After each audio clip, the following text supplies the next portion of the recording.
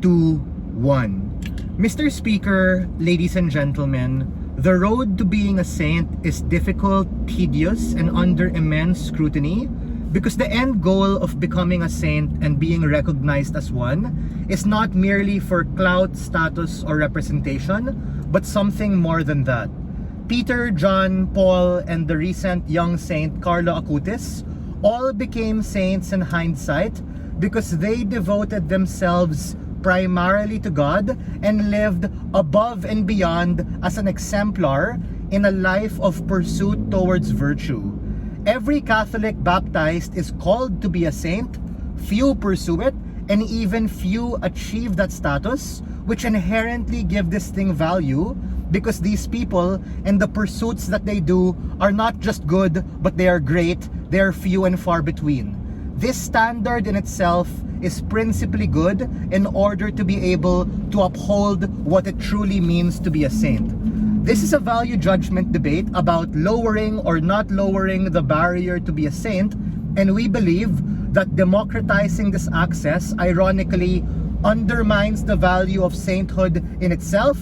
It cheapens the Vatican and the Catholic Church, meaning the Pope and the clergy who are the ones doing this ultimate process, and ultimately defeats the purpose of the average people like you and me for wanting to be able to worship and pray these people as exemplars. A few things on our side of the house. Number one, sainthood is not an election or a popularity contest for the sake of absolute representation and pageantry.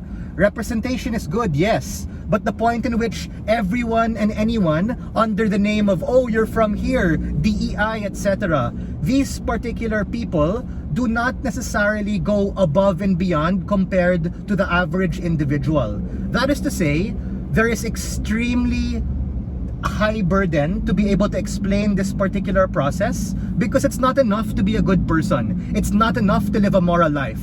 You have to show immense adoration and repentance, and you did certain communal good to the entire world.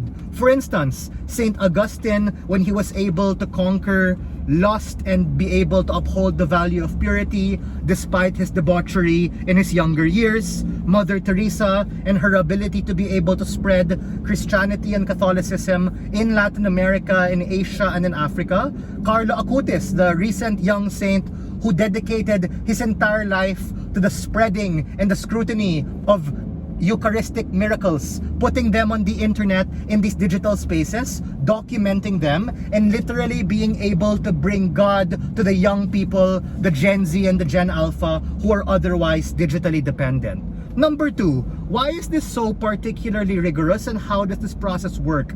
This directly is going to engage later on with the push that they have about the miracles. The first thing we have to explain is that this entire process of cross-examining evidence and being able to have a certain sense of peer review through a very robust scrutiny is to be able to verify and check if these things are legitimate or not.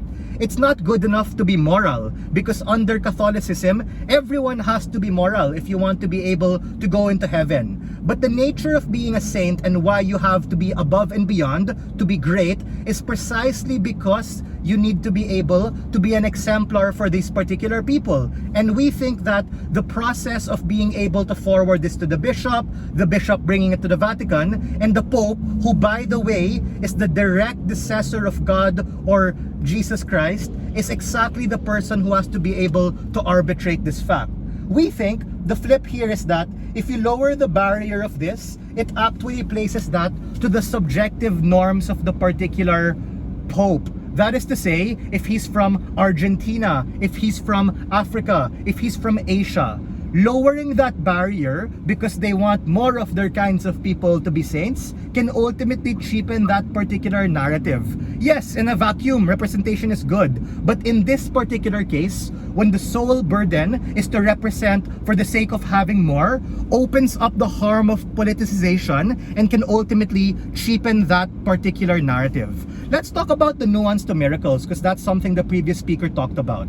This isn't just some vibes-based thing of mere attribution. The reason why these miracles, which are investigated on the element of science and doctors and specialists to the point that they cannot refute it, is because this process, and this is the most important part, this is a stamp and seal of approval from God in itself.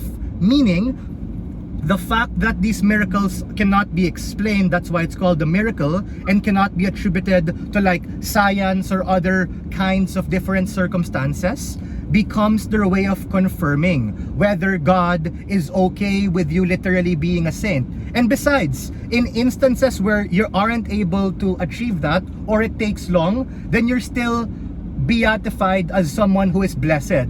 So if you're canonized, you're called a saint. If you're beatified, you're called blessed. You might be not that high level, but in and itself are someone people can be proud of and people can be able to pray to. Sure, I'll take your point of information. So as per in the info slide, the Pope will still have a final say in stage 2 on your side of the house, which filters out the candidates on your side.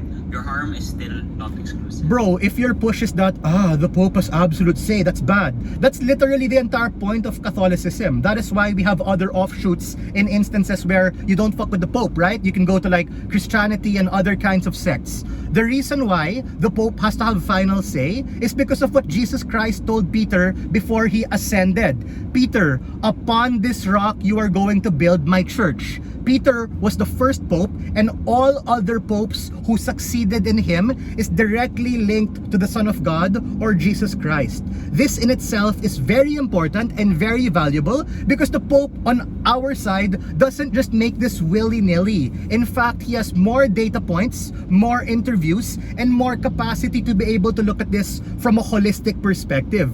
On your side, it becomes skewed to this woke DEI representation for the sake of representation, which ultimately undermines and cheapens the value of what it means to become a saint, and on the contrary, makes it tokenistic at the point in which, they're from Africa, they're from Asia, they're from Latin America, we should make them a saint because they were good. Good isn't good enough, and we think this process upholds the true sanctity and value of what it means to be a saint. Very proud to stand on side negative. Thank you.